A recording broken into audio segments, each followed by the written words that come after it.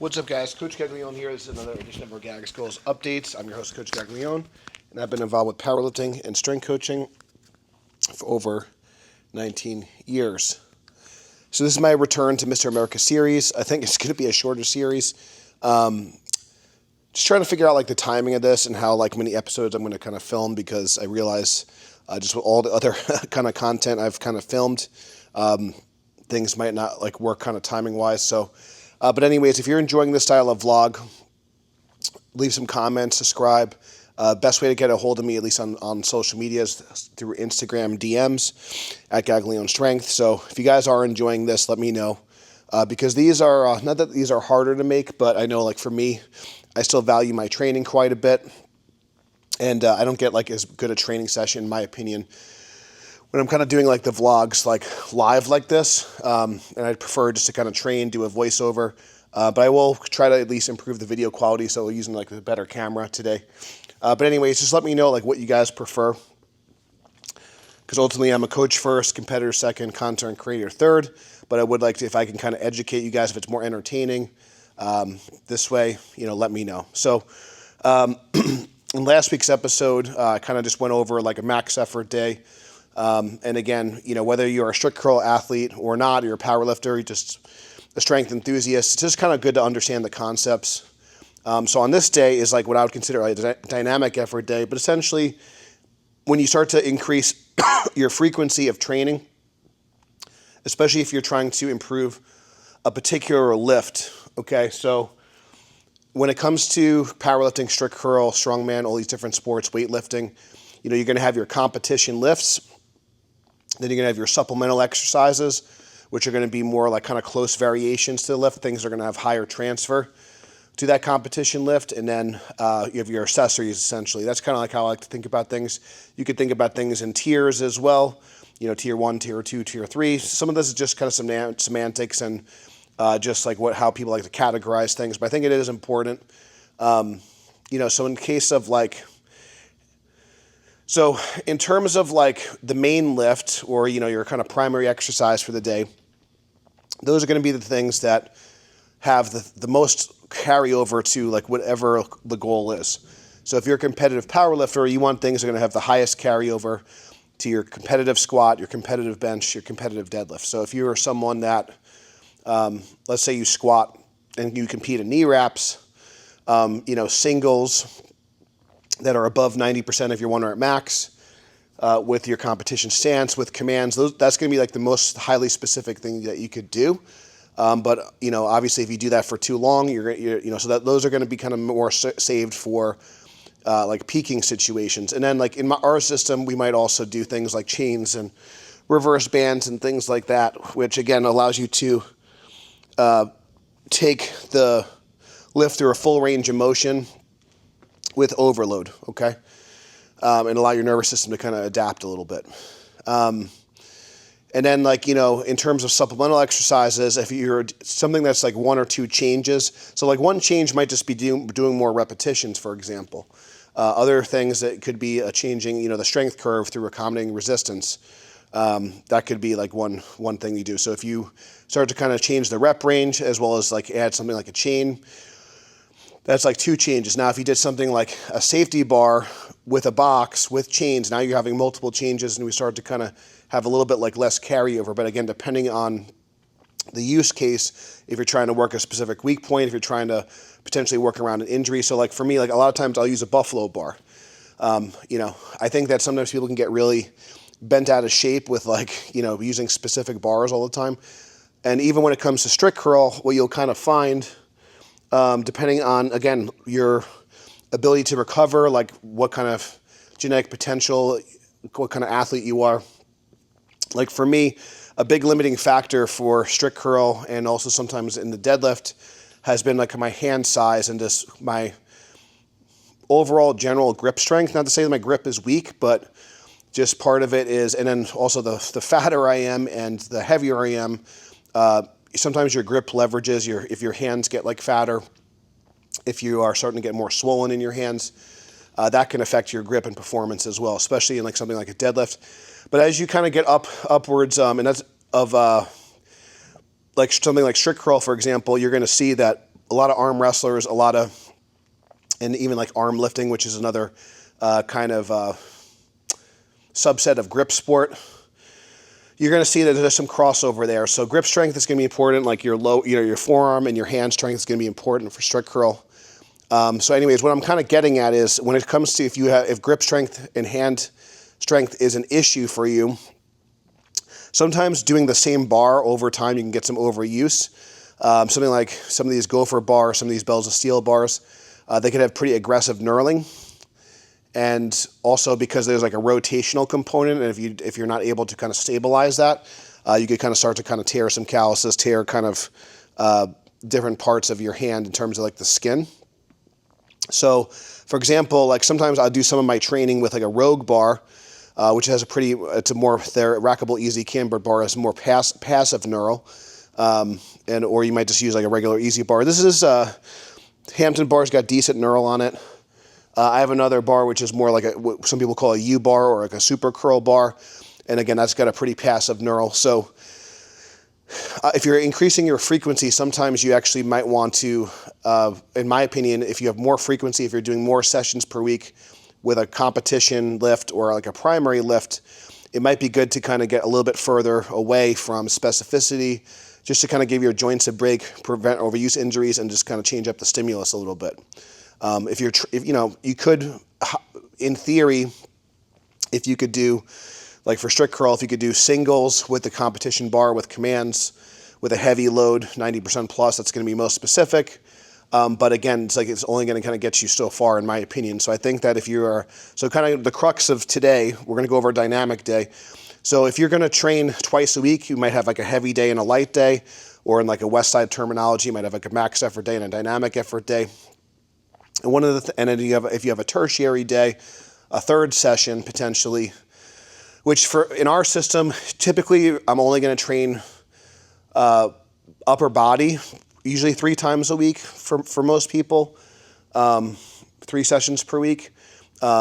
It's maybe in some cases for some lighter females, or if someone's only training 3 times a week, we might do like a total body routine. But in cases like that, typically squats and deadlifts that are on the heavier side, spinally loaded side, are going to be like 1 to 2 times a week. And pressing, again, if someone's really strong, we might press with a barbell once a week, but on average, 2 to 3 times a week for most people for like barbell pressing.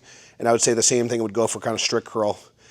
I think that frequency could help the strict curl as well, just because if you think about like almost like a weightlifting movement, I do think there's a little bit more of a higher skill component, and it's like there's a lower absolute load.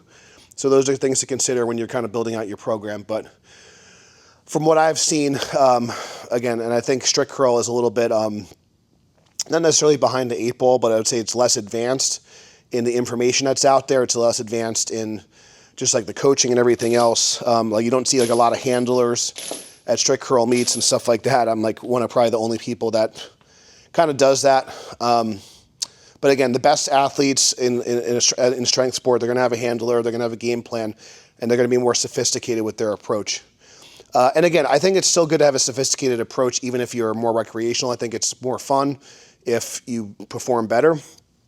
So why not, use all the tools at your disposal. But anyways, hopefully this helps you. So in case of if you're adding a secondary day, what I would kind of suggest, whether you're doing you're going to adjust the rep range potentially adjust the variation. So in this case, I really like to use chains. I think that chains are underutilized in strength training, as far as people, again, are getting very caught up with having to use, and again, I am using kilo plates here, but because they happen to be here, but I would be happy to use pounds as well. I use pounds on my volume day. You don't always have to use kilo plates. You don't always have to use the competition bar. You don't always have to be doing, singles, doubles, and triples. So as I get closer to the meet, I'm going to be doing more, again, lower repetition training, even on like my lighter day, on my dynamic day. But generally on this day, we're going to do anywhere from 3 to 5 repetitions on average, sometimes some doubles and singles if I'm working up. And we're going to aim for 25 total repetitions. We want 25 quality total repetitions. So One thing that I think that we've kind of seen, and one thing that I kind of have seen when I studied under Louis Simmons and Westside Barbell, and again, if you're not familiar, you could watch some other videos or check that out, but he kind of popularized this kind of conjugate system, which essentially is really more of a form of concurrent training, where you're kind of trying to work on multiple qualities at the same time. And then, again, usually we'll have a day that's more focused towards maximal strength and the ability to strain, which was our heavy day. And then we're going to do our dynamic day, which is going to be more form and force production, but also, I think, and especially in the case of the upper body lifts in particular, but the same could be said for squatting as well. What Louis started to implement, and depending on who you ask to, and I kind of witnessed this firsthand, that sometimes, so the dynamic days kind of started off with more focusing on pure, like, more strength speed, and sometimes they did speed, so whether it's strength speed or speed strength is kind of the velocity of the bar, how fast it was moving, the rest periods, those sorts of things. But essentially, you were trying to work on your setup, move the bar as fast as humanly possible. So it's usually some sort of barbell, usually a box squat, but it could be a free squat as well. And usually with chains or bands, you would do a low amount of repetitions and a high number of sets, anywhere from 8 to 12 sets of 2. On average, Donnie Thompson liked to do triples. Donnie Thompson also liked to do like a contrast method, where he would do like kettlebell swings plus squats. We've done this with athletes where we do like box jumps and squats as well. And then sometimes for bench press, if the athlete was kind of under muscled, that day might also turn into a volume day. So sometimes Louis would go through protocols where he might do 6 sets of 6 with like a ultra wide grip bench to kind of build up the pecs if that was like a weakness. He might do that on a close grip incline to build the triceps and shoulders, for example. But anyways, I might be speaking out of turn with the second one, but definitely for the illegal wides. But anyways, you would do 6 sets of 6, and then once you couldn't make progress anymore, you might move to 8 sets of 8, back the weight down. Then you might move to 10 sets of 10, back the weight down when you can't make progress anymore, and then you would kind of restart the cycle. So that's if you're trying to build muscle and you kind of want to use more of like a heavy day, light day type thing where you're having more frequency. That could be a strategy. Those are pretty brutal. But something to kind of, another protocol that we've used with this guy, Swede Burns, he popularized a program, 5th set, which included AMRAPs and stuff. But what he did on his secondary bench day, he liked to do 2 sets of 25. So if you want to kind of build muscle on like a lighter day, you could use ultra high reps. And that actually helped me kind of improve my bench got pretty close to like around like 400 raw with that. That was like one of the strategies I used, and it, anyways, and it felt. And if you do want to kind of improve like your bench for reps, or if you're like a 225 combine guy, or if you're an athlete that gets tested in 185 or 225 for reps, that might be a good consideration. So anyways, the protocol is you do 2 sets of 25. I rest as long as you need in between sets, to my knowledge. A lot of times I would do this feet up, and this would be like a soft touch and go. But you could also just do it with regular bench press. And then essentially, if someone's doing curl for reps, this would be a good protocol for them. But essentially, you would take between 50 and 52.5% of your 1 rep max. So just for argument's sake, like if you're like around, let's say you're a 300-pound bencher, you might take somewhere between like 150 to like 160, and then you would do like two sets of 25, and you just increase, 2.5 to 5 pounds a workout until you can't do it anymore. And then essentially, let's say you got like 25 reps on set 1 and got 18 reps on set 2. You would try to just increase the total number of repetitions. If you start to kind of backtrack, or if you kind of stop progress, so if the total repetitions go down, then you would take some weight off, restart the cycle. But yeah, like at my peak, like when I was able to do like 225 for 2 sets of 25, I was around like a 400-pound like raw bench. So just something to consider. I think it's a useful tool. And it's just something, sometimes it's just good to have a novel stimulus. So that could be like one strategy. I've never tried that for strict curls. It might be worth, I know like Cooper and some others likes to do some high rep stuff. I know, for like, as far as in sets of 8, I know you have guys like Gary Teeter and some of the light guys do like very high rep stuff. So maybe it's something I'll experiment after this cycle is done. just kind of get the wheels turning. But anyways, what I like to do on this particular day, what I've been kind of doing now, I kind of mentioned, so on my max effort day, I kind of am cycling through with a 3-week wave. So I'm kind of doing something similar with the dynamic day or the lighter day. So I'm kind of doing, on week 1, I do triples, week 2 doubles, week 3 singles, and then rinse and repeat, and then kind of start to try to do better than the prior wave, the prior 3-week period of training time. So on this day, I'm kind of going through 5x5, then 6 sets of 4, 8 sets of 3. And basically, as the repetitions go down, the variance and load will also kind of increase a little bit. So if I'm doing 8 sets of 3, I don't always use a static weight. If I'm feeling good, I kind of pay attention to how I'm feeling and the bar speed. If you wanted to like get really fancy, use something like an OVR or open barbell if you wanted to measure velocity. I haven't always found success with those things, but I just like to use the coach's eye more often. But if you want to get more objective, you could certainly do that and just kind of train in a certain velocity range if you want to. I think, and there are that technology I think will continue to improve, but I've kind of found it to be a little bit finicky, I guess is the right word, temperamental maybe.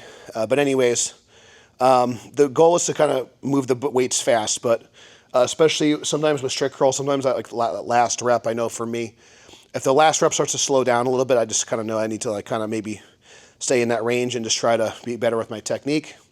But I'll go through 5x5 with a modest weight. So, plus the chains. But if you're not using chains, you could also kind of do this. And, you're going to be using somewhere between 50 to 60% of bar weight plus accommodating resistance. If you're not using accommodating resistance like chains, then you could use, upwards of 70 to 75%. And then maybe even a little bit more if you're doing triples and then if you're working up a little bit. When I say work up a little bit, after your kind of speed sets are done, you could do some heavier doubles, singles, and triples potentially. And I like to do that, especially in a peaking phase. So it still should be kind of sub-maximal, but it's just the idea is just to kind of get a little bit more practice with weight.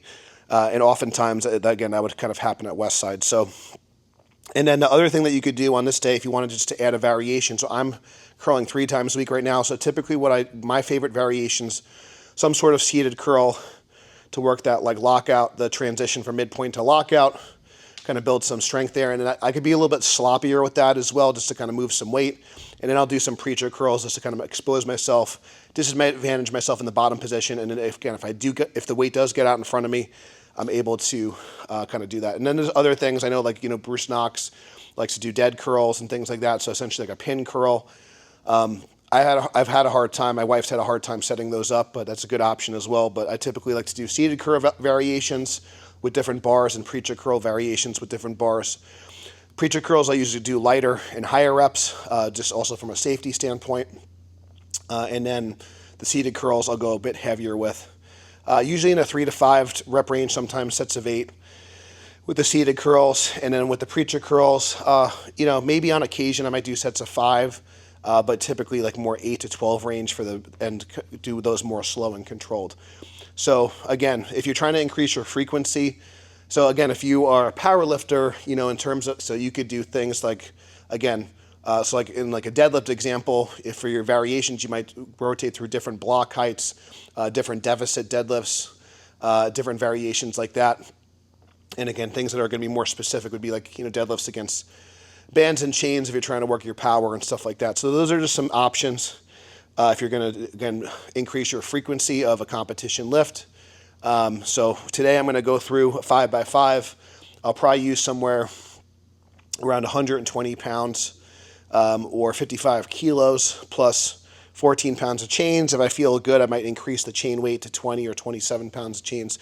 That's kind of like what I kind of rotate through different chain weights and different loads on this day. But anyways, I'm going to get warmed up, stop yapping, and then we'll get into today's workout. All right, so going to warm up here. I've been a little bit not as good since I've gotten married about getting my warm-ups in. Maybe I can kind of put this here, see if that works.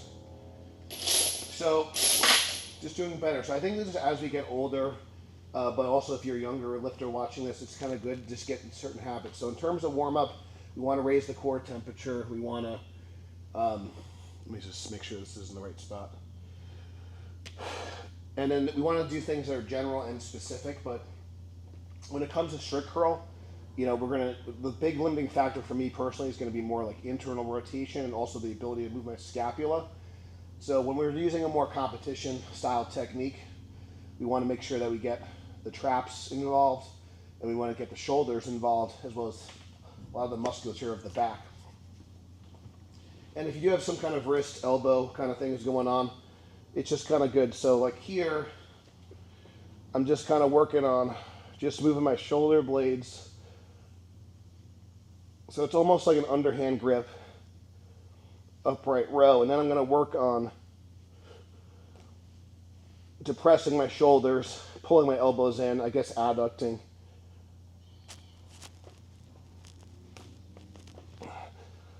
And what's good about the band, I can kind of work on keeping everything nice and close. So I can kind of do these overhand, underhand, which is getting the blood flowing, and make sure that scapula is not too sticky. And then, you know, just some general, you know, hammer curls, regular curls. Just get some blood in there. And what's nice about the band is going to kind of pull you down, so it's going to help prepare the tissues for a little bit more speed.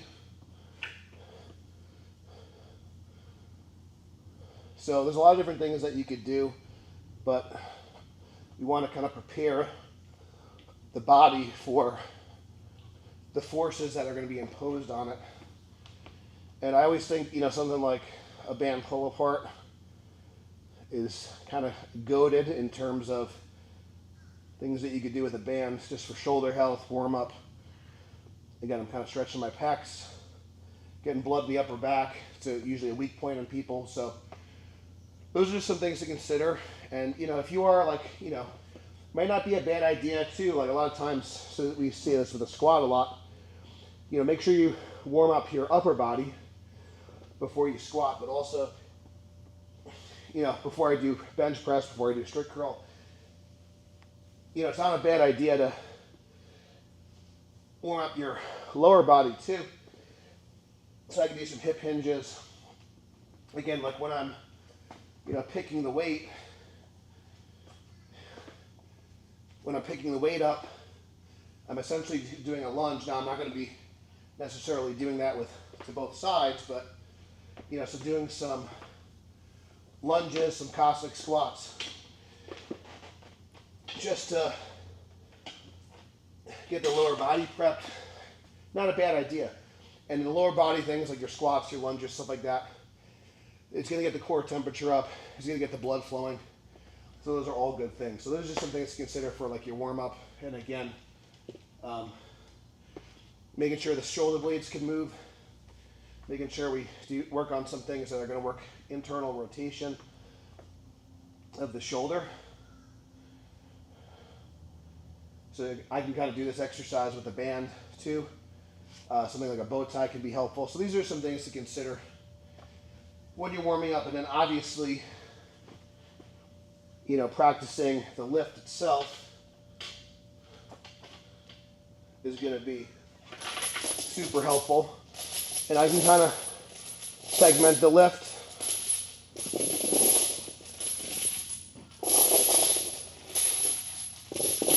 Or just do full reps. So both can work well, but those are some things that you should consider when you're warming up. And again, you can take this concept to any lift you're working on. So warming up a little bit slower today, just because again, this is the start of my next 3-week wave. I think we're like a little bit like less than 6 weeks out from the meet. So again, depending on how many of these I end up recording, there might not be too much, you know, time, you know, left in the series. But again, at the end of the day, I want you guys to learn from these things and get some ideas.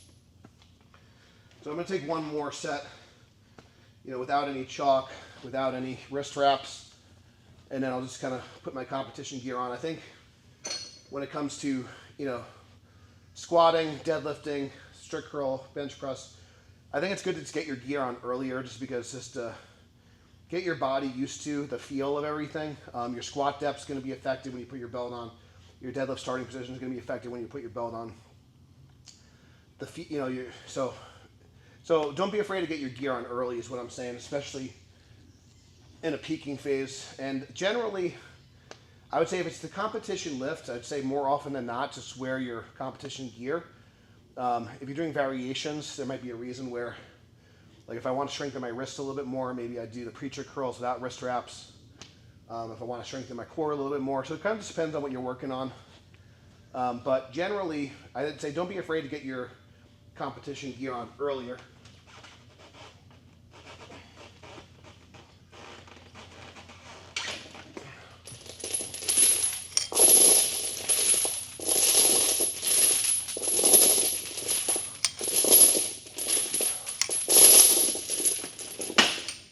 Probably do like 1 or 2 more warm-ups.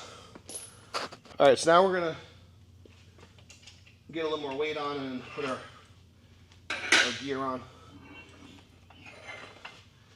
For those that are kind of on the newer side, typically for a strict curl, in most competitive settings, you're gonna have like a 15 kilo starting weight if the meet's in kilos, and then if the meet's in pounds, it might be, you know, 30, 35 pound starting weight depending on the collars used. So I kind of try to practice my do my training in a similar way, just to get familiar with what weights are going to be on the bar, how I'm going to be warming up in a contest,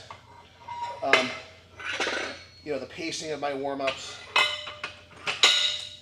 And, you know, the more you can kind of practice your warm-ups, the pacing of the warm-ups, and how many warm-ups you do, I think it just kind of helps you when you kind of get to the meet. So something to consider. So I'm going to put my wraps on, chalk up.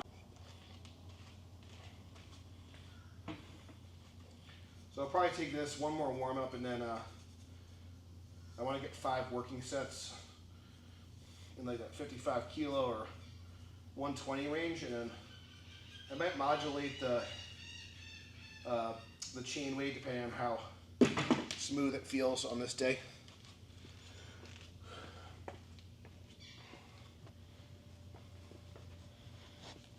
I went pretty hard on the seated curls on Wednesday, so we'll kind of see how my recovery is.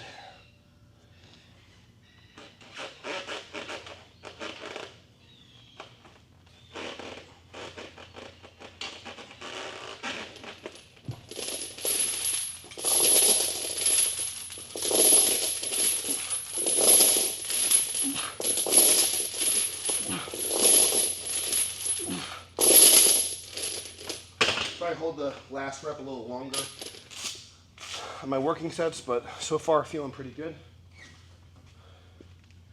I think I'm good to go. So I think we're gonna just put the blues on right away,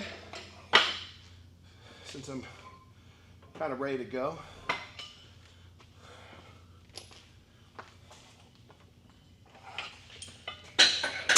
One of the things that's been, you know, kind of interesting about, you know, following all the strict curl stuff is just kind of seeing how the sport is starting to evolve and how, you know, it's being judged in different federations, different meet directors, and, you know, we're starting to kind of have our own division in RPS, which has been fun to get going, and we're real excited to also have a qualifying meets, and we'll do a nationals event in 2026. So just to provide another option if someone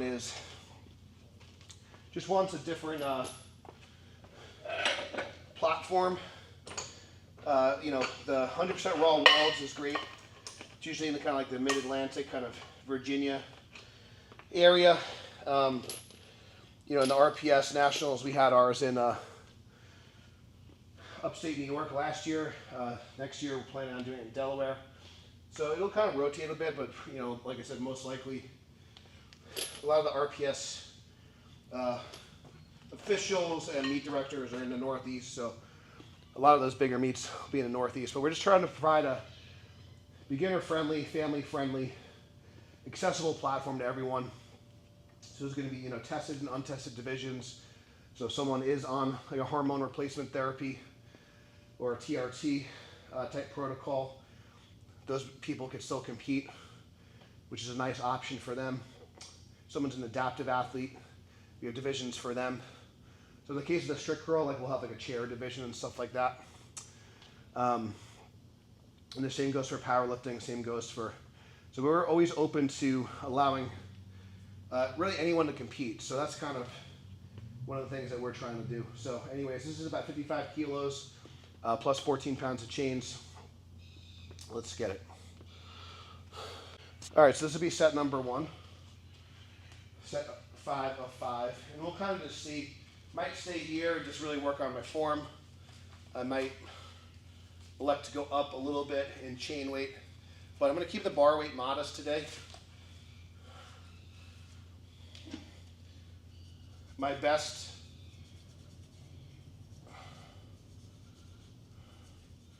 right now, my best on this particular bar is 160 pounds. So this is still, it's still like in a good percentage range for, traditional speed work.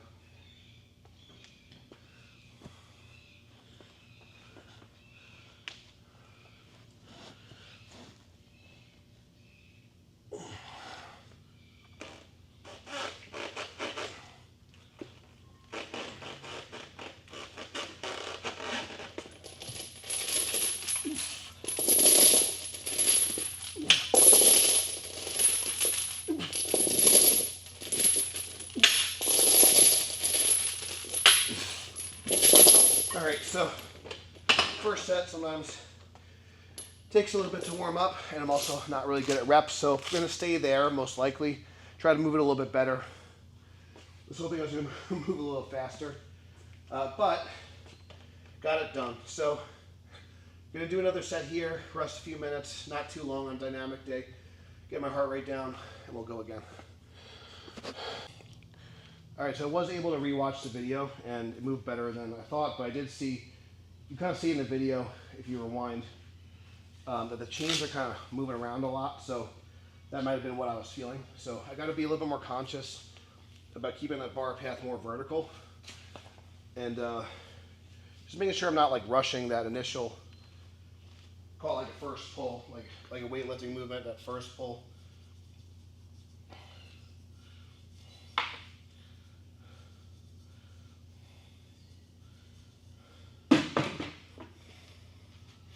All right, so set number 2, 55 kilos, at 121 pounds, and 14 of chain-ish.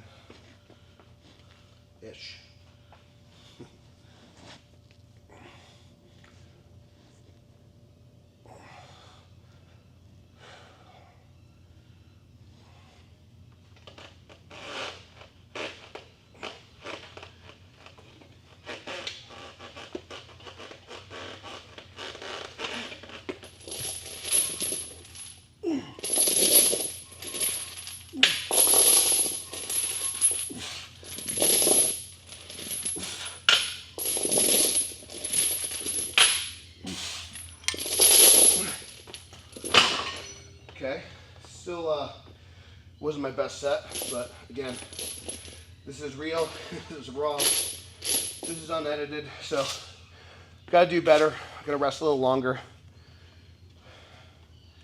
Hopefully set 3 will be better. All right, so this will be set 3 of 5.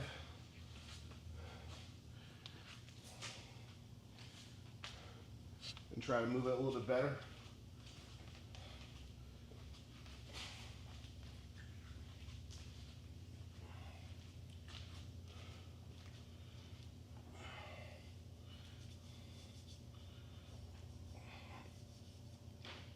Getting the chalk on my hands, also in between my index finger and thumb.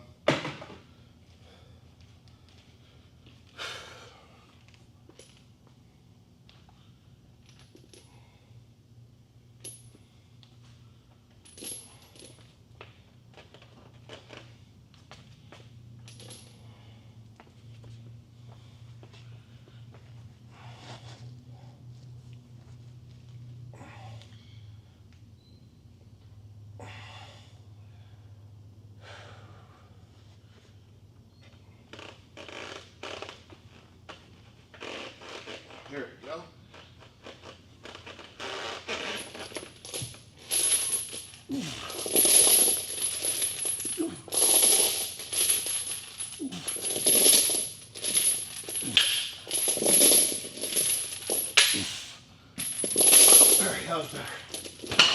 Better pick, better start, better finish. Sometimes it takes a little bit to get the juices flowing, but definitely was happier on that one, especially from the get-go. You can kind of feel when your grip is in the right spot and it comes out smoother. Gives you a lot more confidence. So one thing I have not been doing the best job of is actually timing my rest periods. As the meet gets closer, I will probably be a little bit more strict about my rest periods, especially on this day. On the heavy day, I'm more concerned with resting too little. On this day, I'm a little bit more concerned with resting too much, where it's maybe not really getting the same training effect when you're doing like a lot of volume. Or and traditionally with Westside, you're gonna kind of push your rest periods a little bit on this day, but when in doubt, rest a little longer. Heart rate needs to come down first, then a little bit more for your muscular and nervous system. But these kind of pasta / kitchen timers are great. They're magnetic. You can get them on Amazon. So typically, like for something like this, if the weight is super light and the reps are lower, you could be like 1 minute, 90 seconds. For me, like when you're doing more volume, if the reps are like 4 or 5 or more, and if you're doing multiple sets, you may need a little bit longer, like 2 to 3 minutes. But something to consider depending on what you want to do. And then for max effort work, I would say 3 to 5 minutes at a minimum, sometimes even longer. Sometimes you can even go upwards of like double digits. If it's a squat or a deadlift, for sure. If the absolute poundage is greater, and then this will kind of start to beep. I think this one's kind of dying, but it'll beep when it goes off. And even that, like a minute goes pretty fast when you are when you're tired and you're in the session. So there's something kind of good. And again, I like this versus using a phone, just because, again, it's like one less thing. The more like crap you have on your phone, I just feel like it can start to be kind of distracting. So there's something to consider.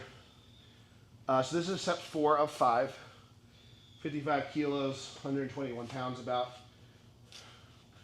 and 14 pounds of chains.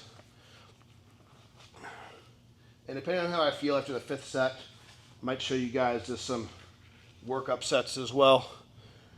But the goal is the volume right now on this week. So sets of 5 is what we're after right now. But definitely getting a lot stronger on this bar.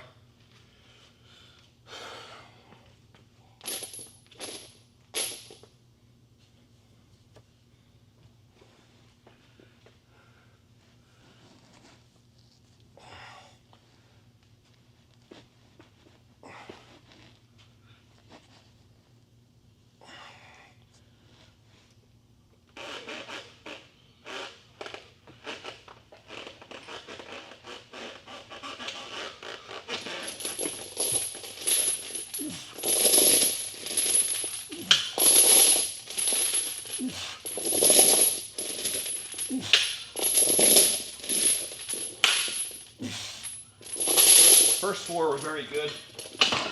Definitely get my arms stretched a little bit more, get a little bit more of that stretch reflex. So happy with that. We're going to time our rest, 2-3 minutes, and do set 5 of 5. All right, so a couple things I just want to discuss too on this day. So whether you're doing a volume day or a speed day, or a light day, whatever you want to call it. Again, after you're done with your main work, a lot of times you can work up. So in kind of like today's more modern powerlifting kind of terminology, a lot of coaches and programmers, I should say more than coaches, a lot of people who program for powerlifting, they might call this like a fatigue single. And I think depending on, especially if you're doing higher rep work or very high volumes, I think that there's a lot of truth to that verbiage. So essentially, if you're doing like a 5x5 or a 3x8 or whatever, sometimes there's even more sets than that. You would essentially kind of work up to another set. I'm always more of an advocate, especially if it's more of your primary day, to do like your top set first. So typically your top set is it could be like a set of 5 as well, but you might do a double, single, or triple. You're practicing a little bit more. You're priming your body for your volume work, and you're just getting more exposure to like heavier loads. So you're getting more practice. So I think that especially that could be helpful for, especially things like bench press, which a lot of times, something like a bench press, especially if you're like a shorter person, female, lower absolute poundage, you could kind of detrain pretty quickly. The stronger you get, the more absolute weight is. The taller you are, the bigger you are, you're going to detrain, generally slower. And I know like Bruce Knox, like one of the things that he likes to do, I don't know if he does it with everybody, but on his like volume day, he'll usually actually take a bigger jump and do like either, I don't know how many singles, maybe at least one single. So that's good practice, like in like a situation where maybe you're fatigued or maybe you're doing, sometimes a strict curl is like after powerlifting, it might be after multiple events. So that could be a good strategy. I don't really like to call it a fatigue single just because in your brain, sometimes you're going to maybe think that your performance is going to be worse.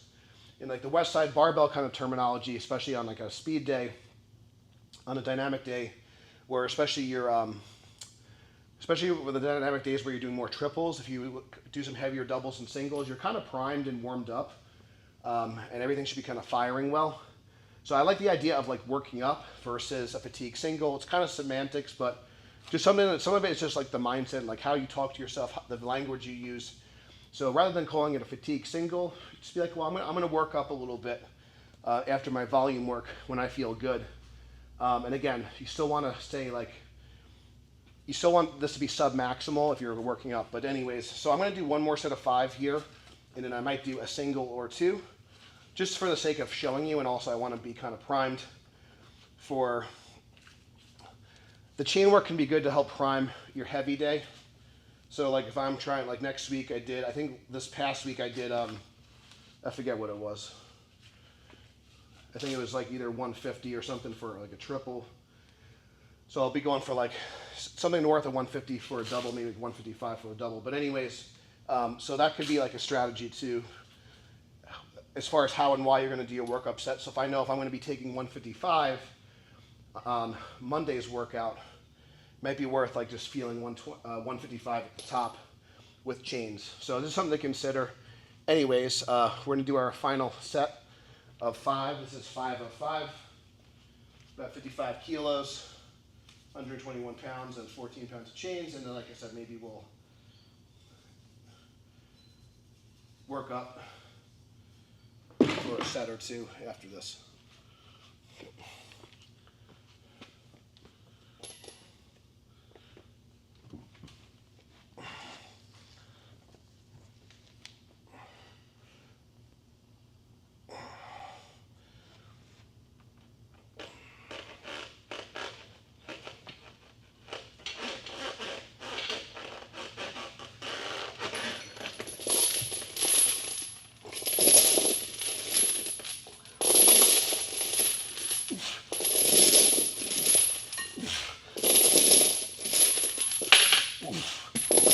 A little sloppier than set 4, but got it done. So I'll probably work up for. I'm gonna do like Knox method, where we're gonna make a big jump, 20 pounds, 10 kilo jump. Just do a single here. This is what I worked up to, I think, last week. So just to kind of show you, it may or may not work well, but because this will be closer to like my current 1 rep maximus bar at the top, but just to kind of show you, I'm only going to do 1. So you would almost never, I'd say even for bigger guys, take a 20-pound jump in a meet unless you are like at the all-time record for shit curl. The percentage would just be too high. So most bigger guys, maybe they're going to take a 5 kilo, 6, 7 kilo jump at most if you're like a 200-pound curler. I would say like, 10 to 15 pounds for like really, really elite men. And then for most men are going to be, anywhere from 3 to 10 pound jumps in a meet, or 1.5 to 5 kilos And for a lot of women, they're not going to be doing more than a 3 kilo jump in a meet. Again, the percentage, this doesn't count too great. So if you could like imagine if you're like a 500-pound squatter, you know, a 50-pound jump would be a big jump in a meet, you know, like a 20, 25 kilo jump. So you're probably going to see more, you know, 10 to 15 kilo jumps, and then maybe smaller, like for someone at that strength level.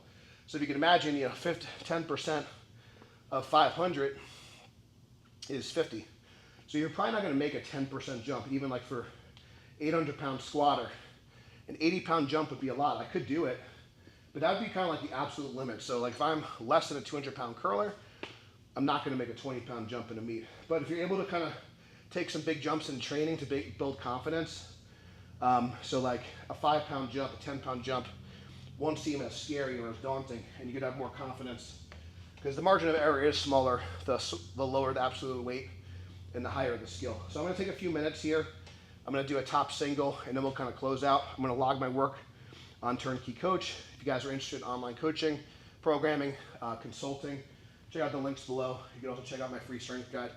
Appreciate you guys watching. So we're going to do quick single here, and then I'm going to move on to accessory work, and then depending on how the series goes, it might be some stuff in between, or it might go right into the contest. We'll kind of see how things go. But if you do like the style, if you like the vlog versus the voiceover, if you like the better quality with this camera, please give some feedback. Please share this, because these do require a lot of work. Again, coach first, competitor second, content creator third, and above all that, family man. So it's been really challenging to juggle, you know, teaching our oldest how to drive, getting our little one back to school, you know, making sure that they're healthy, they have good, healthy meals at home. And my wife is great, and just, like I said, just we manage a lot for a lot of people, and sometimes, unfortunately, you know, we give, and we don't always have time for ourselves. So just like little things, it doesn't always have to be financial. Little things like kind of sharing, liking, commenting, just supporting the page any way you can. Tell a friend about us. Those things really make a big difference, and sport, especially like whether it be myself or someone else. You know, we have our gyms in New York, we have our gyms in Delaware. You know, supporting local gyms and supporting local events. The people that are, you know, putting the risk to, you know, keep the lights on in a facility like this. You know, so especially like gyms that like host meets and they, you know, work with the community. You know, we just did a clinic with the Air Force. You know, we do a lot of stuff. We help a lot of people. So if you help us, it helps us, you know, support our local communities. So I do appreciate anything that you guys can do to help. Again, whatever you guys can muster up. Like, comment, share, helps the algorithm. And that's kind of like the name of the game as far as in the content space, is just the engagement. So any engagement is appreciated. Thank you guys for watching. We'll finish off with the top single, the workup single, and then we'll see you next time. All right, we got top set here, top single, 65 kilos, about 143, and 14 pounds of chains. Let's get it.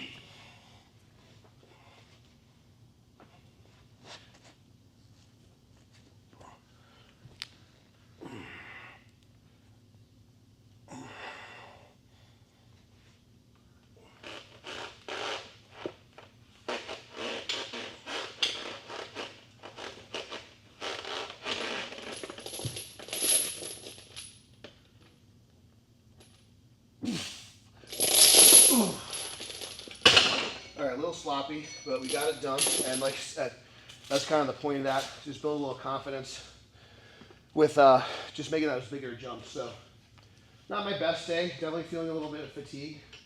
I appreciate you coming on this journey with me for the return to Mr. America. Thank you guys for watching. Until next time, stay strong. We'll see you soon.